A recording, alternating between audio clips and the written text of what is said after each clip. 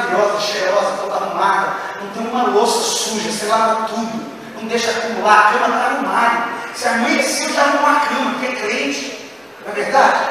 Ou então, você tem uma mãe igual a minha mãe me ensinou sempre a dobrar a roupa de cama na hora que acorda. Sabe como que ela me ensinava? Disse: meu filho, se você não dobrar a sua cama, os demônios ficam na bagunça que você deixa dentro. Desde isso, irmão, é espiritual. Eu dobro, arrumo a cama, que eu tenho medo do diabo de ficar lá na cama. Então arruma a sua cama também, ensinamento de mãe, isso aí, né? Casa toda organizada. Agora imagine você vir para o culto, e no culto, irmão, correr o risco de você morrer de medo. Misericórdia. Aí não. Era exatamente isso que aconteceu lá em Esmirna. E agora, vamos comigo para o texto, que agora eu entro no texto com vocês. Cristo vira para essa igreja e diz, versículo 8: ao anjo da igreja em Esmirna escreva: estas são as palavras daquele que é o primeiro e o último, que morreu e tornou a viver. Cristo vira para essa igreja e diz para ela, ao anjo da igreja. O anjo nós sabemos que é o líder, o pastor, o responsável. Cristo está escrevendo uma carta interessada à liderança, para que a liderança pregue aquilo a essa igreja. E quando o anjo da igreja recebe, quando o líder da igreja recebe, a leitura que ele olha de início e faz, é Cristo dizendo: ei, quem fala com você é o primeiro e o último. Ele esteve morto, mas ele está vivo. Irmãos, olha que interessante. A cidade de Esmirna se orgulhava de ser a primeira cidade na Ásia Menor a se devotar, a se aliançar, a se render de maneira positiva ao Império Romano. Dizia: nós somos a primeira, nós somos o povo primeiro, aqueles que tiveram primazia e portanto gozam de privilégio do Império Romano. Mas um terremoto devastou toda a Ásia Menor, no ano 13 ou 15 depois de Cristo. Depois que devastou, eles foram completamente destruídos. A cidade de Laodiceia, por exemplo, era uma cidade bancária, se ergueu sozinha, sem a ajuda de ninguém. Já Esmirna não era tão rica, foi a primeira cidade a receber a ajuda do Império Romano para se erguer, mas foi a última cidade que se reergueu depois de todas as cidades da Ásia Menor. Cristo, ele conhece a igreja, a cidade e o contexto em que a igreja e a cidade foram levantadas. Irmãos, ele fala numa linguagem que aquela cidade entendia. Aquela cidade se orgulhava de ser a primeira, fiel a Roma, mas tinha a decepção de ser a última que foi construída. Jesus vira para ele: você não é o primeiro e você não é o último. Eu sou o primeiro e eu sou o último. Assim como vocês estiveram mortos como cidade e precisaram ser reconstruídos, eu estive morto, mas eu ressuscitei. Aleluia. Cristo fala para a igreja de uma maneira que a igreja entende. Irmãos, é tão bom saber que Jesus entende cada centímetro da nossa história. É tão bom saber que Cristo fala exatamente a nossa linguagem. Que Cristo olha para cada um de nós e nós não somos um número. Você não é um número de alguém que foi feito em série em uma fábrica de robôs. Não, você é uma pessoa que foi criada por Deus, que Ele conhece cada centímetro da sua história, e Ele guia a sua história, e Ele fala para você: talvez você já esteve vivo, mas um dia morreu. Eu também estive vivo, morri, hoje vivo, e sou o Senhor da sua história, mesmo você achando que às vezes está morto. Depois de falar isso, ele prossegue no verso 9. Ele diz, uma palavrinha só, repita comigo, diga assim: conheço. Olha o que ele diz: eu conheço as suas aflições. E aí ele fala com cada um de nós aqui. E a sua pobreza.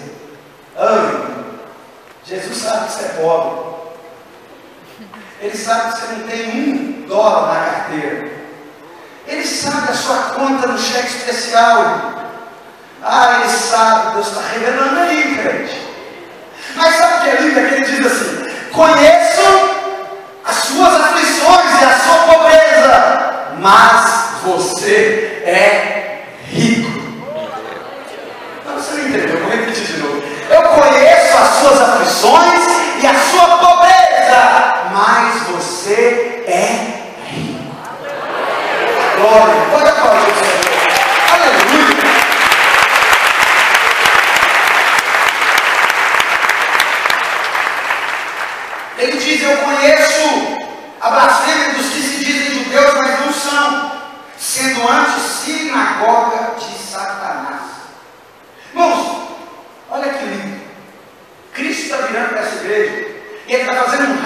raio-x. É como se nós estivéssemos sendo colocados em uma máquina de raio-x e ao invés de sair lá seus ossinhos, seus órgãos, os negócios, está saindo a sua história. E Cristo está olhando a sua história e Ele está falando o que Ele conhece da sua história. E a primeira coisa que Ele diz para essa igreja, Ele diz: eu conheço as suas aflições. A aflição, termo no grego, significa esmagamento, pressão. Uma igreja que estava sendo pressionada, uma igreja que estava sendo esmagada.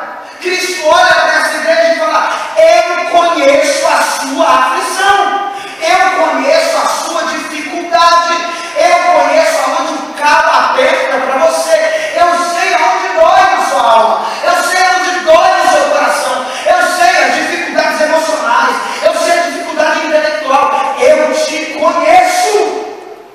Irmão, não tem coisa mais linda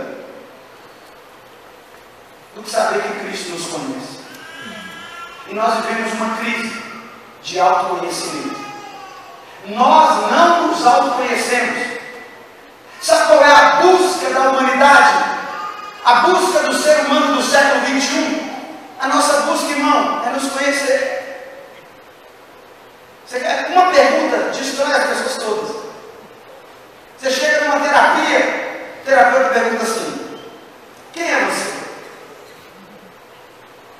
Acabou, irmão. Você vai começar a chorar, você não sabe falar quem é você. Não, eu sou engenheiro. Não perguntei sua profissão. Perguntei quem é você. Uma outra pergunta, tinha um programa lá do... esqueci o nome do cara. Pergunta assim: o que é a vida? Abujanda, como é o nome dele lá? Bugiganga. Gente, pelo amor de Deus, você não vê os trem bom, não? Você sabe de que eu estou falando, sabe? Aí vem de óculos lá, que faz as perguntas filosóficas lá na Rede Minas, um café filosófico. Meu Deus, Jesus! O que vocês estão vendo na TV? Qualquer novela, né, crente? O Senhor Jesus vai levando cada um que está vendo novela, vai tirando o fôlego de vida. Mas, irmãos, se perguntar para você, o que é a vida? A gente chora, irmão. Não sabemos definir o que é a vida. Não se perguntar o básico: quem é Jesus? Não, a gente fica a noite toda aqui em pregações e pregações, séries de mensagem, para falar para a igreja quem é Jesus, e a gente não sabe quem é Jesus.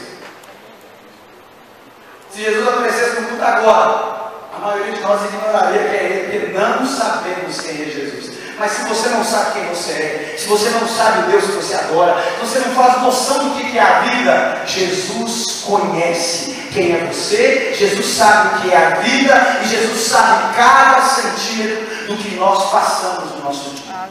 Ele é alguém que conhece. Mas não é alguém que conhece, irmão, porque conheceu de ouvir falar. Ele não é alguém que conhece porque a irmã do coque é fofoqueira e fica falando da sua vida para Deus, não. Ele conhece porque Ele mora dentro de você. É por isso que Ele conhece a sua história. É por isso que Ele conhece o seu dia mau. É por isso que Ele conhece o seu dia bom. É por isso que Ele conhece o dia que você está tudo bem, mas Ele sabe o dia que está tudo mal também. Ele conhece mais do que isso. Ele conhece as pressões que nós passamos, porque Ele foi um Deus que passou exatamente tudo que nós passamos. Você quer falar de pressão com Cristo? Quer falar de dor? Quer falar de sofrimento? Quer falar de humilhação? Quer falar de traição? Você quer falar de pressão psicológica? Qual tipo de dor você quer falar com o que é chamado biblicamente, segundo Isaías capítulo 53, homem de dores? Irmão, é engraçado que a gente pega a profecia de Isaías 53, inclusive tem um monte de gente que parece com Jesus nessa noite. Como que parece com Jesus? É assim, Isaías diz: nele não havia beleza alguma. Olha para o lado aí, dá um xerocado, vê se encaixa nessa descrição. Nele não havia beleza alguma, ele era como uma raiz de uma árvore seca. Jesus, nós olhávamos para Ele e repudiávamos: maldito! Será que parece? O Rafa parece, nem não há beleza, mas o Senhor é sua vitória. É isso. Tadinho.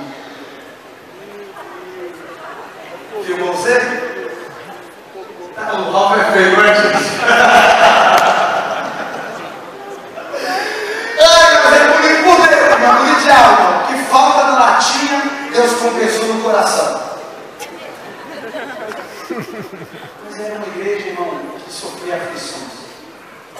Essa igreja tinha um discípulo de João, chamado Policarpo, bispo Policarpo. Foi preso por 86 anos, condenado à morte. Condenado à morte, foi lhe dada a oportunidade antes de ser lançado numa fogueira. Policarpo, negue Jesus e você não vai ser queimado. Policarpo diz: ele foi tão bom comigo durante 86 anos, como eu negaria agora em face da morte? Por 86 anos, Deus foi tão bom comigo, que agora no último dia da minha vida eu vou negar. A história da igreja diz que essa mesma igreja viu mais de 200 cristãos serem levados para o alto do Monte Patmos, de lá serem arremessados vivos contra o chão, porque decidiram permanecer fiel ao Senhor. Era uma igreja que entendia de aflição, mas era uma igreja que tinha um Cristo, que conhecia a aflição dessa igreja. Mas não era uma igreja só aflita, não, irmão! Vira para quem está do seu lado e fala assim: era pobre. Por que vocês estão rindo aí do lado? Conhece o irmão do lado, né? Sabe que é pobre, tadinho. Ô, irmão, você tem uma coisa que a gente é pobre, não é verdade? Ô, Jesus, tem misericórdia. Chega o começo do mês, você fica alegre. Chega no meio do mês, você está mais ou menos triste. No final do mês, mestre, eu preciso de um milagre. Não é verdade? Um jovem ainda, misericórdia na vida do jovem. Jovem não é só Jesus mesmo, não é verdade? Mas assim, eu não sei como você dá arruma dinheiro. No final de culto você sai todo culto. Mas só fazer um culto para jovem não tem dinheiro. Pastor, não tem dinheiro. Mas todo final de culto é na saída, né, irmão? Não é não? Ô Jesus, não faz eu citar nome aqui. Pastor, não tem dinheiro para culto para jovem não. Aí eu passei ali, estava comprando camisa. Eu falei: não tinha dinheiro, mas comprar camisa, compra. Ai, irmão, eu sem grana, mas Jesus sem grana. Jesus está falando assim: eu conheço você. Conheço, eu sei que você é pobre. Eu sei que você não tem dinheiro. Eu sei que você é lascado. Eu sei que você fica contando centavo para ir no culto, comer uma coxinha, tomar um picolé e não fazer mais nada a semana inteira. Isso aqui é o dízimo, isso aqui é isso aqui é isso. Mas sabe o que é lindo? Porque tinha uma outra igreja, que é a igreja de Laodiceia, a terceira igreja, que diferente da igreja de Esmirna, era uma igreja rica. Era uma igreja que tinha dinheiro. Era uma igreja, irmão, que não tinha problema. Não é os nossos probleminha aqui, não, irmão. Está discutindo aqui como é que vai embora para casa. O ônibus da casa, vai de Uber, vai a pé, vai andando, está tudo certo. Porque tu chega no supermercado, meu sonho, irmão, é parar de ir no supermercado que tem o nome da cidade, resumido. E começar a ir no supermercado que é super. Meu sonho, e que não é meu, é nosso. Meu sonho é isso. Meu sonho é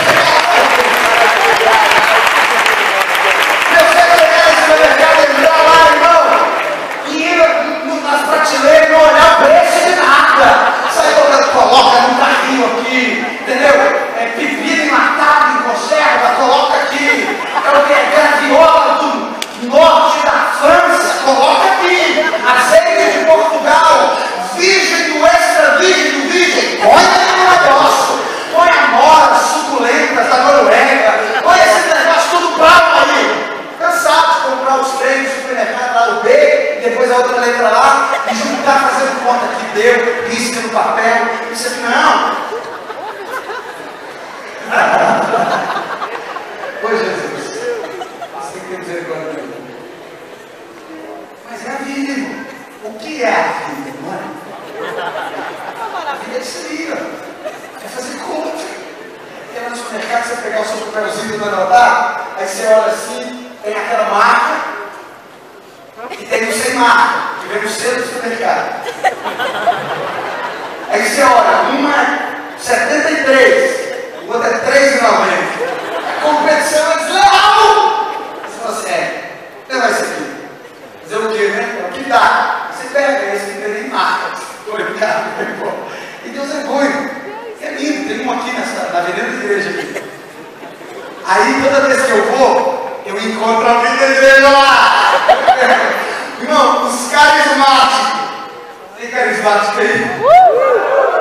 Um carrinho cheio de miolo dos carismáticos. É só a misericórdia de Deus. Eu tenho medo de marcar dos irmãos e eu oferecer miojo. Eu vou, pelo amor de Deus, morreu alguém, vai aqui. Mas era uma igreja pobre. Era uma igreja pobre porque nessa igreja muitos escravos se convertiam e iam para a igreja. Era uma igreja pobre porque muitos que se converteram tiveram seus bens confiscados pelo império. Era uma igreja pobre porque muitas pessoas tiveram que abandonar os seus negócios ilícitos para servir a Cristo. Abandonaram o seu dinheiro para servir a Cristo, largaram tudo para servir a Cristo. Mas Cristo vira para essa igreja e fala assim: eu conheço a sua pobreza, mas você é rico.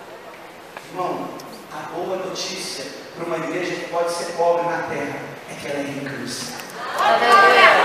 A boa notícia para uma igreja que talvez tenha faltas de coisas materiais aqui na terra, mas não lhe falta provisão espiritual. Irmão, pode faltar dinheiro, mas não falta a presença de Deus. Pode faltar condução para a gente, mas não falta poder do alto. Nós somos ricos espiritualmente, com todas as riquezas espirituais nas regiões celestiais em Cristo Jesus. É lindo porque o homem olha para você e fala: é pobre. Olha e vê o supermercado, é pobre. Vê a roupa, é pobre. Mas Deus olha para a gente e fala assim: é rico, é filho, é herdeiro, é separado, é escolhido. Oh, meu irmão, chegará um dia que não vai ter supermercado mais.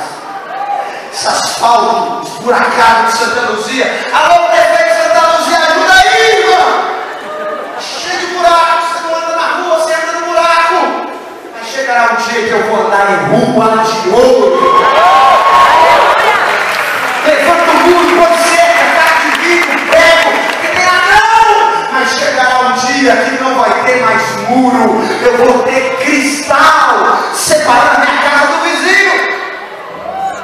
Você vê a polícia, você não sabe se está seguro ou se vai pegar um bicho do seu lado. Pode correr ladrão, não pode correr. Favela você não pode, você vai parar. Está dando tiro, você é melhor. Porque se correr é pior. Mas chegará um dia que não vai ter polícia, não vai ter tiro, não vai ter nada. Vai ter o sol da justiça iluminando a nossa vida. Não vai ter mais perigo, não vai ter choro, não vai ter morte, não vai ter mais nada. Glória!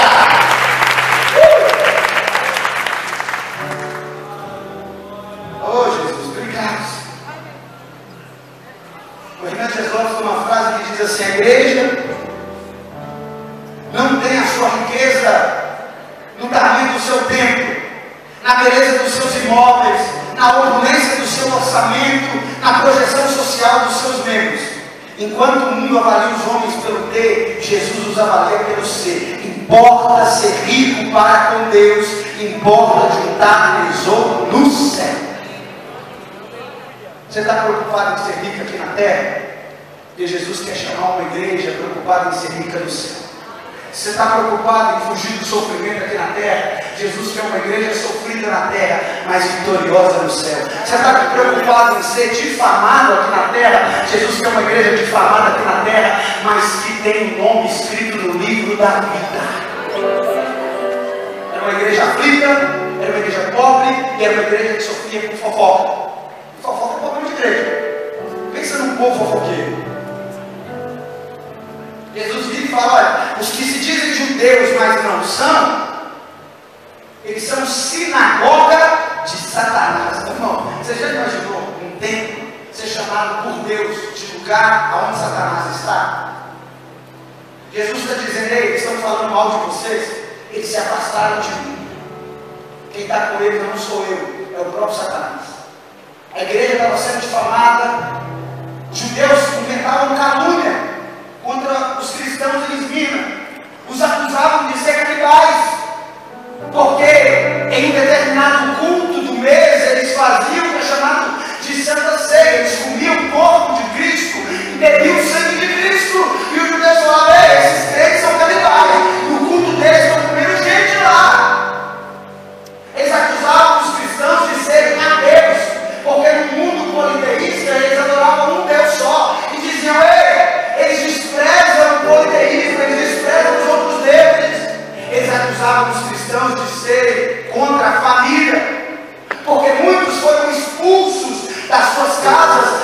não seguiam a religião dos pais e se devotavam a Cristo e somente a Cristo.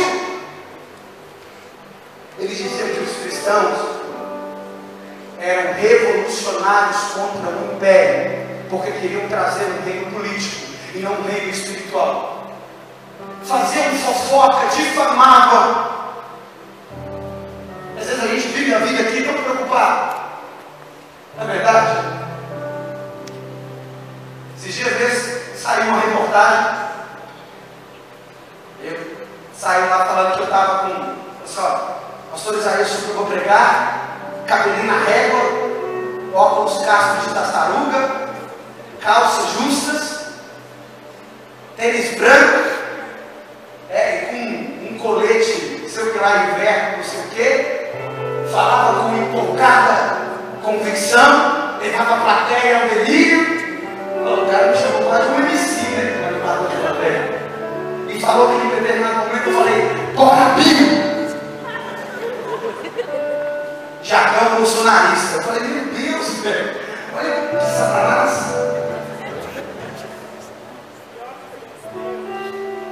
Eu vi aquilo lá, eu fiquei triste. Depois um monte de gente começou a mandar, velho. A igreja inteira mandando. Eu falei: pô, cara, todo mundo viu esse trem. Chegava nesse lugar aqui na igreja, o pessoal da zeladoria olhava: e aí, pastor, esse óculos de tartaruga aí. E lá na terceira idade, ele desce a calça apertada aí, pastor. Os cabelinhos na régua, pastor. Ô, lá no Palmital, um rapaz, irmão, tá vendo esse repórter aqui? Só não vou entrar no meu. Brincadeira. Daqui a pouco sai do repórter, como é que eu estou passando o repórter? Mas, irmão, lendo o texto, deixa o jornal falar mal. Deixa o vizinho falar mal. Deixa o membro falar mal. Eu não quero saber como o meu nome está sendo tratado aqui na terra. Desde que eu tenha a convicção que está escrito no livro da vida. Ai, sabe como que vocês viverem não? Viver da melhor forma possível. Barrigudo, careca, chato, tem bafo. Tem mesmo. Mas importa chegar no céu, Jesus olhar para mim e falar: ah, Isaías, eu te conheço. Entra no meu reino, eu te conheço. Toma a coroa da vida, o seu nome está escrito aqui, Isaías. Essa é a lista que importa, irmão. Eu não quero estar convidado para os palácios de marfim desse mundo. Eu não quero ter meu nome escrito nos livros de anais da história. Eu não quero ter meu nome escrito nas enciclopédias varsas da vida, se é que isso ainda existe. Eu não estou preocupado com a quantidade de seguidores que eu tenho no Instagram. Eu não estou preocupado se eu sou famoso aqui na terra, irmão. Importa que meu nome esteja escrito no único livro que de fato vale a pena, o livro da vida, irmão. Eu quero que esteja lá: Isaías, Daniel, Fernandes, Lucas, do Morel. Bora aqui! É isso que eu quero! Chegar no céu de Jesus, falar comigo: eu te conheço, miséria. Era pobre lá na terra, mas é rico no céu. Ah, Jesus, obrigado. Não tem dinheiro no bolso, mas tem toda a riqueza espiritual em Cristo Jesus. Fala com quem está do seu lado assim: está ruim? Pode piorar. Versículo 10. Não tenha medo do que está prestes a sofrer. Saiba que o diabo lançará alguns de vocês da prisão para prová-los, e vocês sofrerão perseguição durante 10 dias. Seja fiel até a morte, e eu lhe darei a coroa da vida. Aquele que tem ouvidos, ouça o que o Espírito diz às igrejas. O vencedor de modo algum sofrerá a segunda morte. Eles já estavam sofrendo. Jesus fala que o diabo ia lançar alguns deles na prisão para sofrer mais. Eles já estavam sendo pressionados, eles já estavam sendo empobrecidos, eles já já estavam sendo difamados, Cristo vira para a igreja e fala: vocês vão sofrer mais. Meu irmão, diz aquela cantora já falecida: ninguém vai sofrer sozinho, todo mundo vai sofrer. É quase esse versículo aqui, Apocalipse capítulo 2, versos 10 e 11. Ela se inspirou nisso.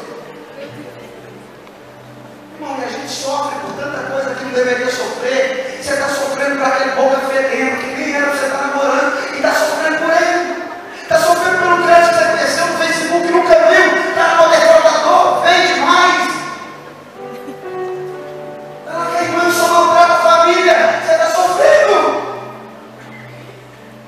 Está sofrendo por um emprego ruim. Deus está doido para te tirar de lá. Você está sofrendo esse trem. Cheio de sofrimento que não é para sofrer, ao invés de sofrermos pelo nome de Jesus.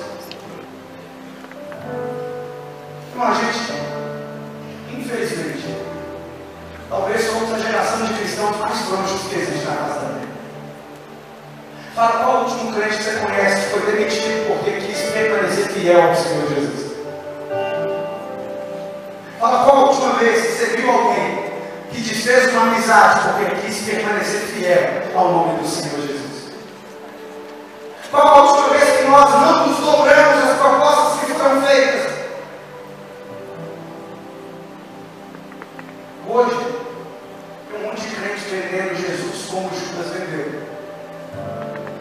Hoje nós somos uma geração como Esaú, que trocamos o que Deus tem para nós por um prato de lentilha. Vendemos a nossa consciência por uma barra de ouro, com uma cama vendendo. Irmão, não precisa de muito não. Basta, oi, no WhatsApp você já está indo, babando. Já fez promessa para Deus, fez campanha no mundo de igreja, recebeu revelação, dessa água eu não vou beber. Aí bebe a água, toma banho com a água, e vem para a igreja para Deus abençoar a água. A gente quer que Deus abençoe o que Ele amaldiçoou.